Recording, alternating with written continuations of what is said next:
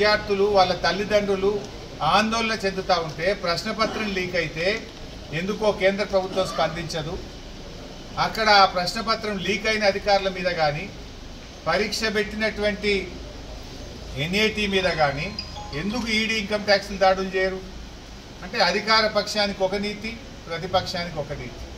ప్రతిపక్షాల మీద అక్రమ కేసులు పెట్టడం, లొంగ తీసుకునే ప్రయత్నం చేయడం ఈరోజు జరుగుతూ ఉంది. ఎందుకు నీట్ ప్రశ్నపత్రం మీద ఈరోజు కేంద్ర ప్రభుత్వం స్పందించదు?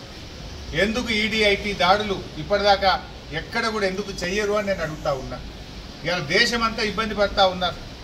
మన రాష్ట్రంలో కూడా దాదాపు 1,00,000 కుటుంబాలు 1,00,000 కుటుంబాలు నీట్ పరీక్ష రాసి ఇవాళ ఏంది మా పిల్లల భవిష్యత్తు ఏందో ఆందోళన చెందుతూ ఉంటే, ప్రశ్నపత్రం అంగట్లో సరుకులాగా అమ్ముకుంటూ ఉంటే దాని మీద కేంద్రం కానీ ఈ ఇన్కమ్ ట్యాక్స్ డిపార్ట్మెంట్ కానీ ఈడీ కానీ నోరు మెదపని పరిస్థితి ఉన్నది.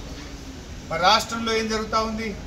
రాష్ట్రంలో ఉన్న కాంగ్రెస్ ప్రభుత్వం కూడా ఇవాళ ప్రతిపక్ష నాయకులను టార్గెట్గా పెట్టి మమ్మల్ని మా మూమెంట్స్ అన్నింటినీ కూడా ఇంటెలిజెన్స్ నెట్వర్క్ ద్వారా ఫోన్ల ద్వారా మా అన్నీ కూడా మానిటర్ చేస్తూ ఇవాళ రాష్ట్రంలో కాంగ్రెస్ పార్టీ కూడా బీఆర్ఎస్ ఎమ్మెల్యేల మీద టార్గెట్ పెట్టుకొని పనిచేస్తూ ఉన్నారు. ఏదో రకంగా బీఆర్ఎస్ ఎమ్మెల్యేలను కాంగ్రెస్ పార్టీలో చేర్పించుకోవాలి. చెప్పేదేమో శ్రీరంగ నీతులు. కాంగ్రెస్ పార్టీ మేనిఫెస్టోలో ఏం పెట్టారు? కాంగ్రెస్ పార్టీ మేనిఫెస్టోలో ఎవరైనా ఎమ్మెల్యే పార్టీ మారితే అదే నిమిషం పార్టీ సభ్యత్వం పోయి రద్దు చేయాలని చెప్పేమో కాంగ్రెస్ పార్టీ మేనిఫెస్టోలో రాహుల్ గాంధీ గారే మేనిఫెస్టో విడుదల చేస్తారు. కానీ చేస్తున్నది ఏంటి? ఇవాళ బీఆర్ఎస్ ఎమ్మెల్యేల ఇండ్ల చుట్టూ తిరుగుతూ బీఆర్ఎస్ ఎమ్మెల్యేలను కాంగ్రెస్ పార్టీలో చేర్చుకోవడానికి కుట్రలు చేస్తూ ఉన్నారు.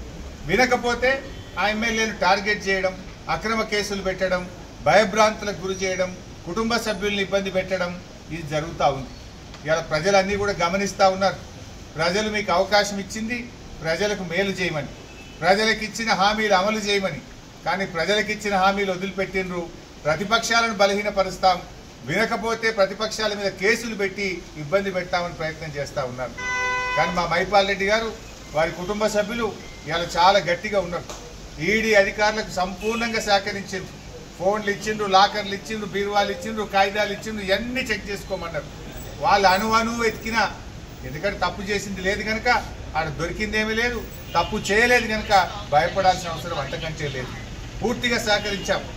ఇలా మాకు న్యాయ వ్యవస్థ మీద నమ్మకం ఉన్నది. తప్పకుండా న్యాయ వ్యవస్థ ద్వారా మేము అంతిమంగా న్యాయం గెలుస్తుంది.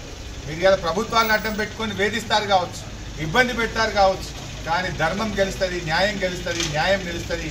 మా ఎమ్మెల్యే